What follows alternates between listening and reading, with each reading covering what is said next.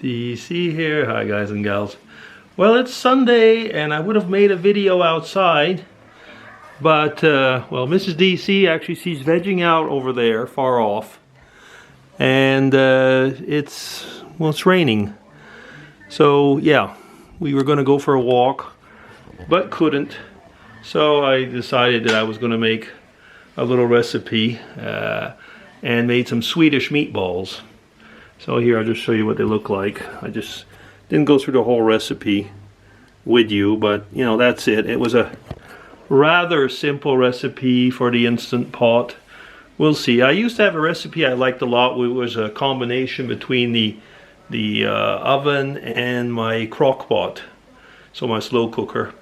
But I thought, well, okay, I'll do it this way, and we'll see what it gives. It's rather standard recipe, and we'll see.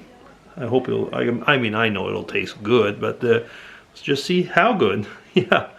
So it was simple, and it wasn't all that long. Yeah. So I hope that, anyway, you're all well. I mean, today is, like I say, is Sunday, and I'm just going to go into the other room because Mrs. DC she's watching television, so we'll get the television in the background. And yeah, so, oh, things are drying here. Yeah. So we're in the playroom, with kids' playroom, but there's no kids here right now. Yeah, so we had them over yesterday, and I did not make a kitty video. I think, you know, like every now and then, sure, but not all the time. Yeah. Oh, well, yeah. The other day I was making a video and I was talking about missing friends. I was using the word maybe acquaintances, or I was looking for the term the other day and I still can't remember it now that I'm talking to you. But you know, occasional people that you see on the occasion but regularly, and that you actually even have small conversations with, things like that. And if you remember, I kind of cut it short because there was a rather weird couple that were, you know, that were, well, I didn't get into the details actually on the video, but they were kind of feely and touching each other a bit all over. And I was talking actually yesterday with Irene, and she says, you've got a, I don't know if she used that word, but kind of like a knack, you know, to be there when people are doing those strange things. And she's right, actually. I don't know how many, put it this way, indecent exposures that I've seen in my life and in public places, a lot. So anyway, they went into there's a big toilet there. This is a playground, so it's actually well organized. There's a big toilet, and it's a big room. So if you're with kids, or with, you know, a bunch of kids, your mother or dad with a bunch of kids, and you've got, I don't know, the buggy and whatever, you know, well, the prom and so on, you can actually bring all that into that room, you know, and have the whole group under your surveillance while you're doing whatever you have to do.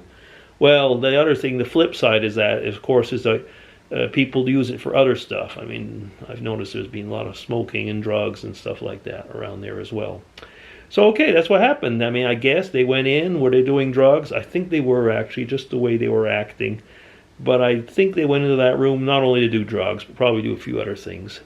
So they came out, and like I say, they came over. They weren't a problem, actually. They were sitting, like, there's 4 tables there, and they were sitting, was it 3 or 4? And they were sitting at the far end from where I was, but I still put away the camera. And I don't know, they were okay. Like I say, they really weren't bugging me. But then a third person came along. I didn't pull out the camera, but really weirdly dressed, but whatever. You know, if I say he's weirdly dressed, then I'll be accused, you know, of, I don't know, attacking the young people or whatever, for whatever they are identifying as. And they started talking rather loud, and the guy that just got over there, he was really annoyed because he says, what?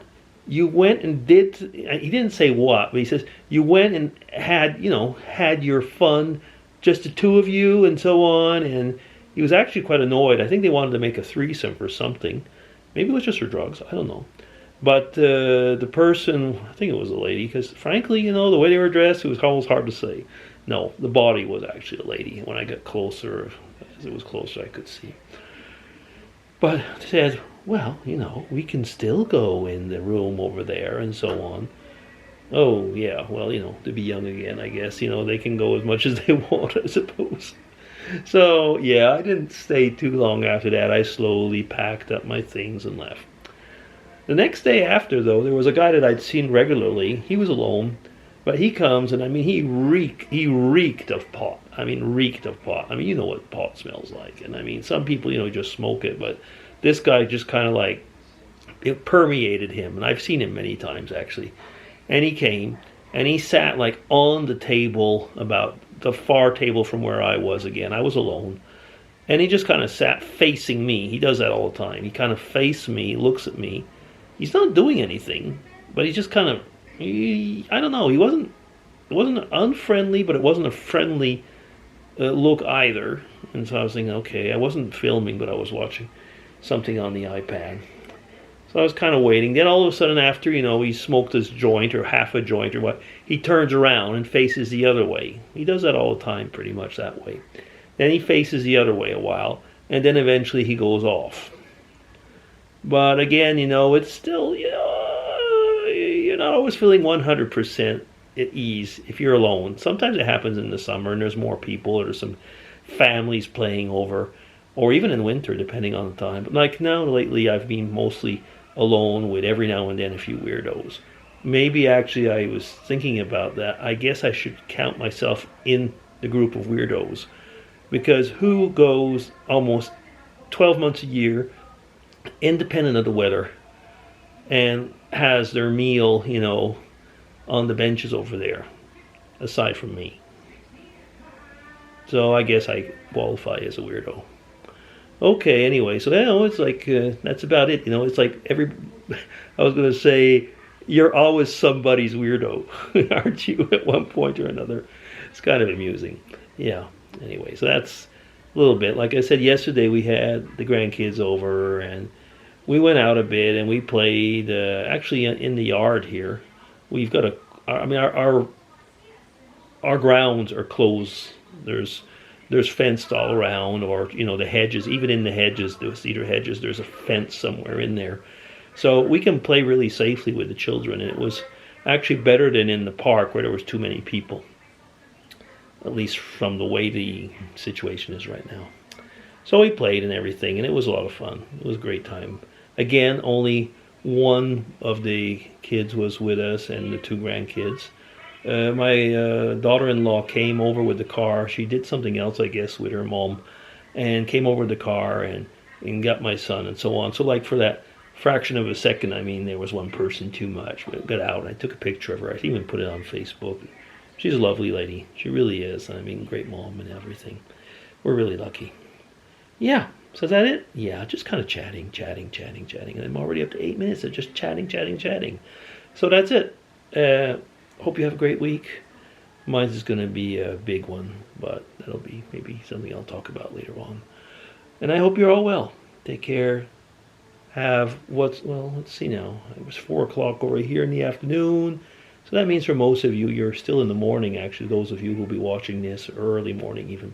So I hope you have a great Sunday. Take care, everybody. Bye-bye. See you soon.